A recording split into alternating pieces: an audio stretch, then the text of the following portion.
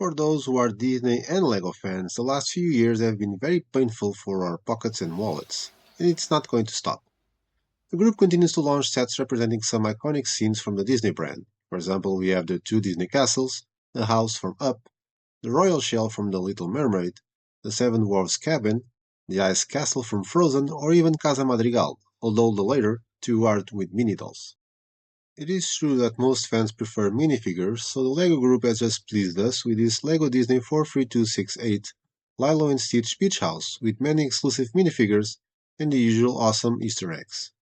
It contains 844 elements and a retail price of 90 euros or dollars, equivalent to almost 11 cents per piece, and is scheduled for release on March 1st of 2025. It represents Lilo and her sister Nani's house in the rebuilt version after the original was destroyed by Stitch and Jumba. This one is in shades of blue and has the iconic tower with the round dome, where Lilo and Stitch's new room will be located. Starting with the minifigures, there are 5, or 6 if we include Scrump, the little ragdoll that is made here with an excellent use of this LEGO Dreams element, complete with a printed head and a branch on top. Stitch has the same print as the one that appeared in the collectible minifigures in 2016, but in a slightly darker color. As accessories, it features a space gun and a baby bottle with coffee, a reference to the animated movie. Lilo makes a return, having appeared last year in set 21352 Magic of Disney. The torso and the head are the same, but in here she has a different element for the hair, and the previous will be used by her sister. And as legs, since the first version she had was a 1x2 brick printed. The head is double-sided, with a very funny expression sticking out the tongue.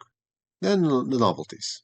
Nani, the sister, making her first appearance with new prints on her legs, head, and torso, and also with a double face.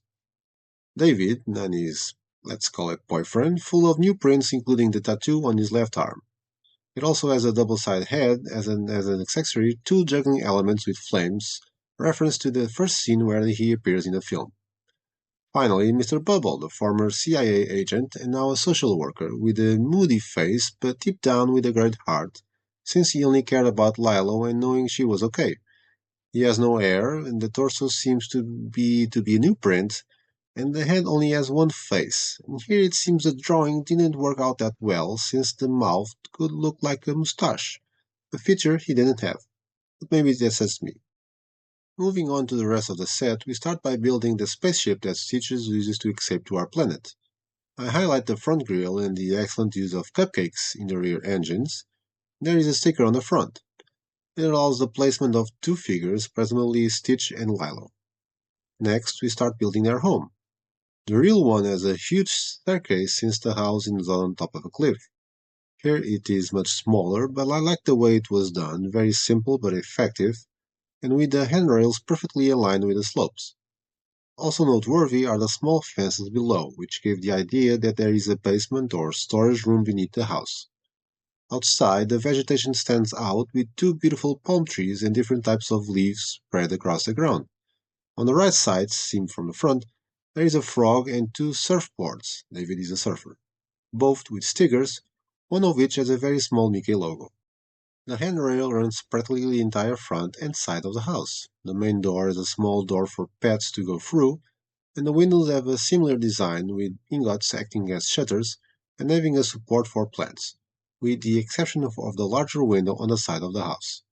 The roof, in shades of red and reddish-orange, is relatively simple, but fulfills its purpose, with the alternation of these colors working out very well, something we had already seen in a similar way in the Madrigal house. However, I confess that I don't like seeing the opening above the door. I believe that it could have been fixed with some snot and attached to the central bricks. Above, a smaller tower with a dome, which, and moving on to the interior, has a room with a compartment containing an ugly duckling book, which also appears in the film and which, in a way, is a reference to these two characters. Below, we have the living room, with a sofa replicating the most characteristic and curved shape of the film's original piece of furniture, and two Easter eggs at the same time, Lilo's pickle jar and a record player. The floor is practically entirely covered with tiles with the exception of a small part near the door. On the other side, the kitchen, with a refrigerator with another Easter egg, with a reference to the drawing placed on the fridge in the movie. There is a stove with a frying pan covered with a round brown tile with a black flame, possibly a reference to the fact that Mr. Bubbles believes that the house was destroyed because Nani left something burning on the stove. We have a sink, a washing machine, and a dryer, another reference to the film, when Lilo hides inside the latter. Above, the bedrooms. On the left, Lilo's room, with a more elaborated bed, a beautiful lamp. I didn't even know that the head of the figurines allowed this, and a guitar, which must symbolize the ukulele. It's a shame that it's not a newer and a smaller element. On a wall inside the panel, a large sticker refers to the wall full of photos that appears in the film, where I highlight some iconic images from both the film and the series, as well as a montage with a photo of the parents with their daughters, and with Stitch underneath. The roof can be easily removed for easier access to the interior. In the middle, we have Stitch's room, with an improvised bed inside of a pineapple crate, which this character hated, and a figurine which I confess I'm not sure of the reference. If anyone knows, please let me know in the comments. Could it be a miniature of the statue of Duke Kahanamoku that appears in the final credits? In the middle, a painting with an image with all the characters, including Plickly and Jumba, a reference to another scene in the final credits in which Mr. Bubble appears serving turkey to everyone. On the right side, Nani's room, with her bed, plus a lamp with an excellent use of the most recent flower piece, and an Easter egg of an Easter egg. In the film, there is a poster for Mulan, an animation movie that had been released a few years earlier, and which appears here in the form of a sticker. And here is the complete set. With the live-action remake scheduled for May 2025, it makes perfect sense for the LEGO Group to invest in this theme, especially considering the success of 2024 Buildable Stitch. It has a good assortment of pieces, excellent minifigures, and excellent building experience that, without being complex, it is highly relaxing and accessible for younger fans, and suitable for all ages, whether for fans of the films who want to display the set, or for children and adults who want to play with it. Final score 8.5 out of 10, and please LEGO, make more of these sets. So, what is your opinion on this set? Are you thinking about buying it? Leave your thoughts in the comments below. Thank you LEGO and the Land for sending the set for review. Opinions on it are my own. And don't forget to like, share, and subscribe to the channel so you won't miss out on more reviews and speed builds of new releases of 2025 in the coming days, including the other Disney sets for March.